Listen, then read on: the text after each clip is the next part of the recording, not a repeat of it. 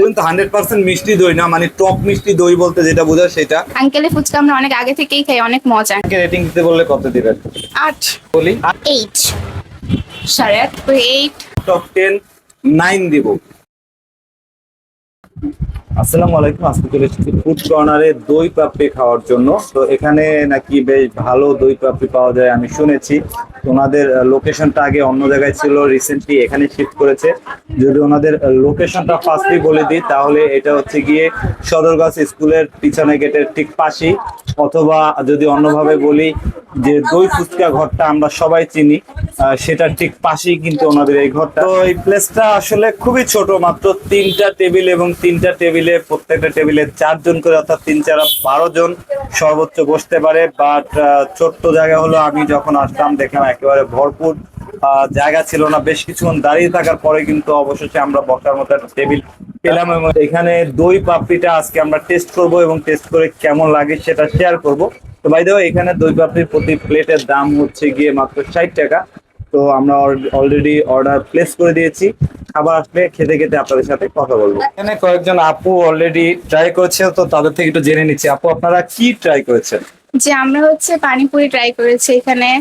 আমার এখানে অনেক ভালো লাগছে। আঙ্কেলের ফুচকা আমরা অনেক আগে থেকেই খাই, অনেক মজা আঙ্কেলের খাবার। আচ্ছা আপু, আপনাকে যদি রেটিং দিতে বলি আউট অফ 10, তাহলে আপনি এই পানিপুরিটাকে কত রেটিং দিবেন? পানিপুরি 8। 8। আমরাও সেম জিনিস ট্রাই করেছি, আমার কাছে ভালো লাগছে। আমরাও এখানে ছোটবেলা থেকেই খাই। আপনাকে রেটিং দিতে বললে কত দিবেন? 8। 8.5।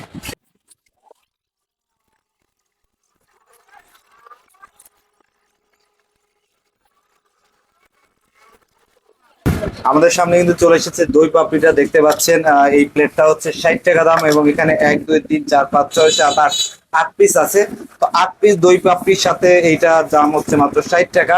তো বাই দ্য ওয়ে, আরেকটা জিনিস দেখিয়ে দিচ্ছি, ওনাদের এখানে কিন্তু আরো অনেকগুলো জিনিস পাওয়া যায়, মানে দই ফুচকা এটার দামও 60 টাকা 8 পিস। দই পাপড়ি তো আমরাই নিলাম 60 টাকা 8 পিস। তো চুরমুর এটার দামও 60 টাকা এবং পানিপুরি এবং লাচ্ছি এই দুইটার দাম হচ্ছে 50 টাকা। পানিপুরি 50 টাকা নাকি 8 পিস, যেটা আমি দোকানদার থেকে জেনে নিলাম, যদি উনি ক্যামেরা আসতে যাচ্ছেন না তাই আমরা ওনাকে আনছি না। তো এখন কথা হচ্ছে এই দই পাপড়িটা কেমন আমরা টেস্ট করে দেখি। তো তার আগে একটু দেখিয়ে নিচ্ছি, এখানে কিন্তু হিউজ পরিমাণ দই দেখতে পাচ্ছি এবং এটাতে আসলে দই, এটা বুঝিয়ে দিচ্ছি কারণ দইটার ঘোলের মধ্যে পার্থক্য আছে। এটা কিন্তু অনেকটাই ঘন দেখতে পাচ্ছেন, এটা কিন্তু অনেকটাই ঘন। তো ঘোল হলে কিন্তু এতটা ঘন হতো না। এবং পাশাপাশি এটার উপরে কিন্তু বেশ কিছু চানাচুর আছে, সালাদ আছে এবং ওনার কিছু স্পেশাল মশলা আছে যেটা আমরা টেস্ট করবো এবং টেস্ট করে আপনাদের সাথে শেয়ার করবো। বিসমিল্লাহ।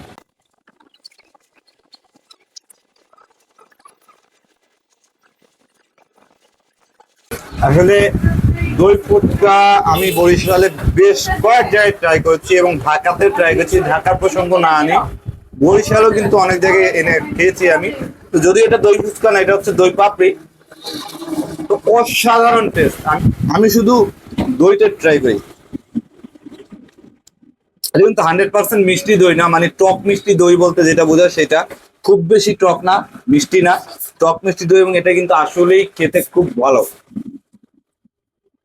আমি ওনাকে আসলে অ্যাপ্রিসিয়েট করি এবং এত সুন্দর একটা খাবার এত রিজনেবল একটা প্রাইসে আমাদেরকে প্রোভাইড করার জন্য, আমাদেরকে টেস্ট করার সুযোগ দেওয়ার জন্য। আমি কিন্তু কয়েকজনের রিভিউ নিলাম, যদিও তারা দই পাপড়িটা ট্রাই করেনি, তারা পানিপুরি ট্রাই করেছে।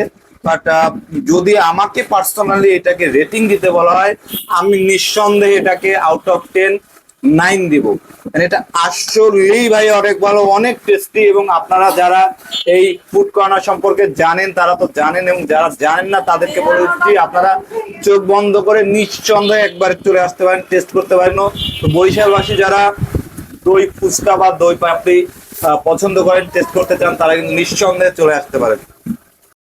ইনশাল্লাহ আপনাদের সাথে পরবর্তী কোনো ভিডিওতে দেখা হবে। ততক্ষণ পর্যন্ত ভালো থাকুন, সাথে থাকুন। আল্লাহ হাফেজ।